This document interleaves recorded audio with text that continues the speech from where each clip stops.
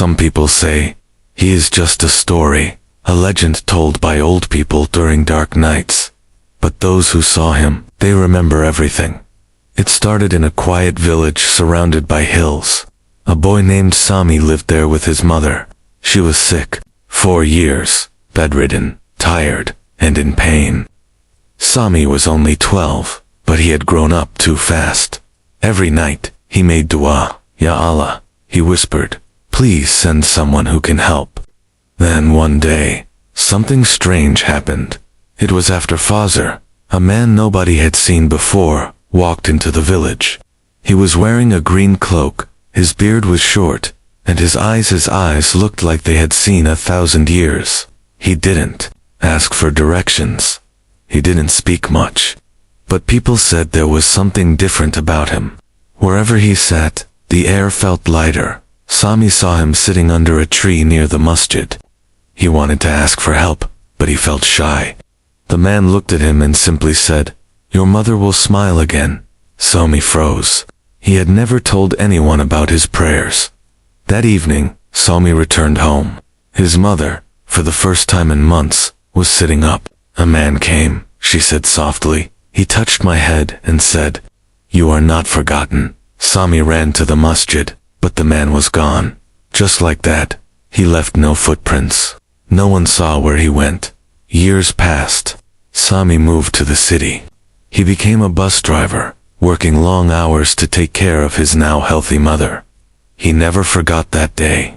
He often looked at strangers, wondering if he would see that man again.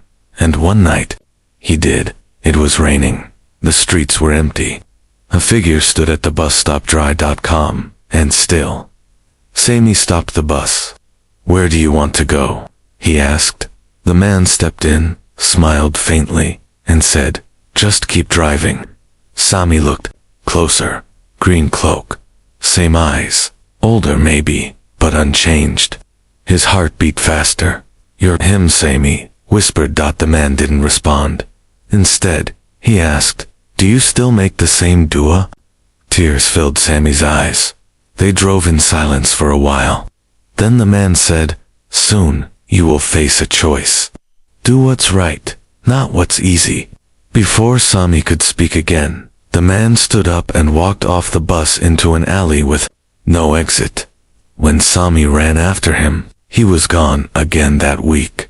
Sami was offered a huge bribe to lie in court. The money could change his life, but he remembered the man's words. He told the truth, lost a job, but gained peace. After that, stories started to surface. A woman saw a man in green lift a car off a trapped child, then vanish. A traveler in the desert was given water by a stranger who left no footprints. An old prisoner found a small note in his cell. Be patient. You are watched. No one could explain how it got there. Each story had something in common. A man in a green cloak, though no one knew his name. But the whispers grew. He knows things before they happen. He appears when no one else can help. Time does not touch him. Some called him a saint. Others said he was not even human. Some thought he was sent by El only for those truly in need. An old scholar once said, there are those who walk among us with knowledge not found in books. They are hidden, chosen. Their time is not like ours. Was it true? Sami believed it. Deeply in what he saw next would change his life. Fairy V. After that night, Sami couldn't sleep. The man in green haunted his thoughts. Who was he? How did he know about Sami's prayers, his tests, even his future? Then one day Sami received a call. His mother had gone missing. She had gone to the park after ASR and never returned. The whole neighborhood searched. Police got involved. Nothing. No signs. No clues. Like she had vanished into thin air. Sami broke down.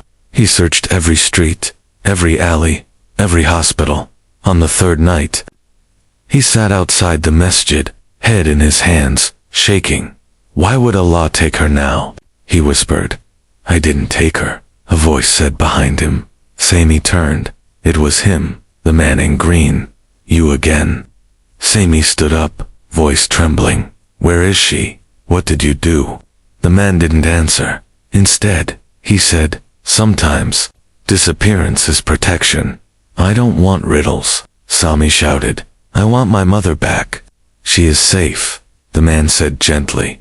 "But if you want to see her again, you must trust without proof. Obey without question." Sami was silent. The man continued, "Meet me at the old railway station before Fajr. Bring nothing." Then he walked away. Sami had a choice. Trust a man who kept vanishing, who never gave full answers, or ignore him. He chose to trust. Before dawn, Sami arrived at the abandoned station. It was silent, broken, covered in rust and shadows. He waited. Then the man appeared. "Follow me," he said. They walked deep into a tunnel. The air grew colder. There were strange carvings on the walls, symbols Sami had never seen. Finally, they reached a steel door. "She's beyond this," the man said, "but only if your heart is ready." Sami nodded. The man placed his hand on the door, whispered something in a language that did not sound human, and the door opened. Inside was light, a warm, soft light. Sami walked in and found his mother sitting on a chair, reading Quran. "Mama," he cried, rushing to her. She smiled, calm and peaceful. "I was never in danger, Sami. He brought me here." Sami turned. The man in green stood at the entrance. "But why? Why all this?" Sami asked. The man walked slowly toward them. "Because this was your final test. To believe without seeing.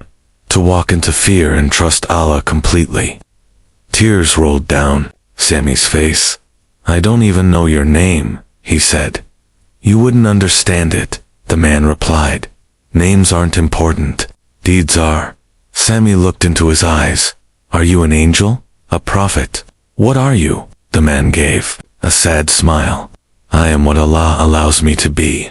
Then he added, "My time here is ending. Yours is just beginning." Suddenly, the tunnel began to shake. Light flashed.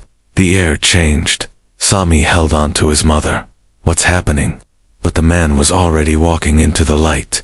His figure faded, and then he was gone. When Sami woke up, he was lying in his own bed. His mother was making tea in the kitchen like nothing had happened. "Was it a dream?" he whispered.